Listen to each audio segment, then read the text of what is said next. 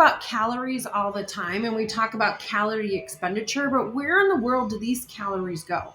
It's a critical component for you to understand, especially if weight loss or energy balance is a goal of yours.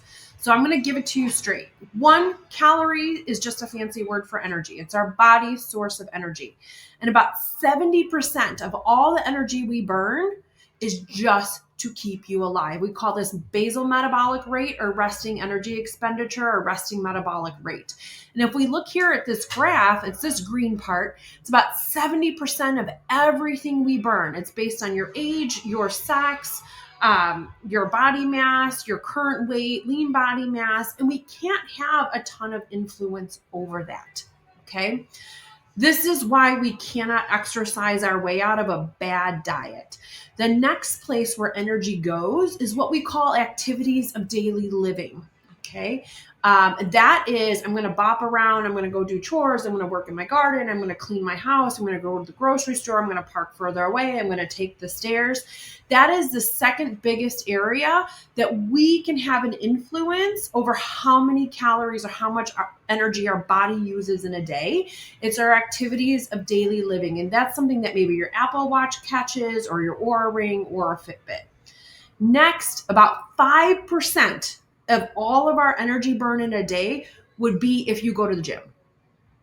If you do some form of intentional physical activity, maybe 5% of what we use in a day goes towards that.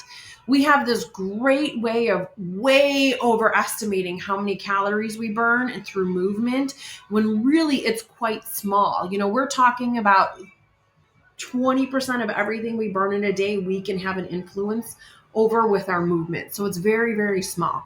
So if you go to the gym or you take a walk or do some sort of intentional physical activity and you don't do anything else the rest of the day, it's like throwing a pebble in the physical activity calorie burning pond, right? It's going to have an impact. It's great for us head to toe. It's great for sleep, chronic disease prevention, heart disease, insomnia, depression, anxiety, cancer, diabetes, you name it. But it's not going to be a big driver of whether or not you lose weight or you maintain your weight. Then we have one little small area of calorie burn. About 10% of everything we burn in a day is called thermogenic effect of food. And believe it or not, your GI tract is a big, long muscle. And that muscle uses energy to break down our food and help absorb it into our body. That is the thermogenic effect of food. So let's go ahead and recap. 1, calories are a fancy word for energy, and it's the energy our body uses. 70% of all of our energy we use in a day is just to keep you alive. It is not running around and doing things and going to the gym, okay? Which is why we cannot exercise ourselves out of a poor diet or over consuming.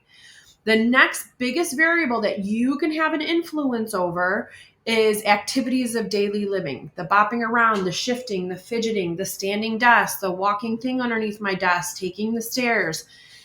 The next thing you can have an influence over is doing planned physical activity. It's about 5% of what's capable, if you do it, that you can contribute to your total energy expenditure for the day. And then 10% goes to just digestion. So hopefully this will help you make better decisions and help you understand where do all of our calories go and why does this matter?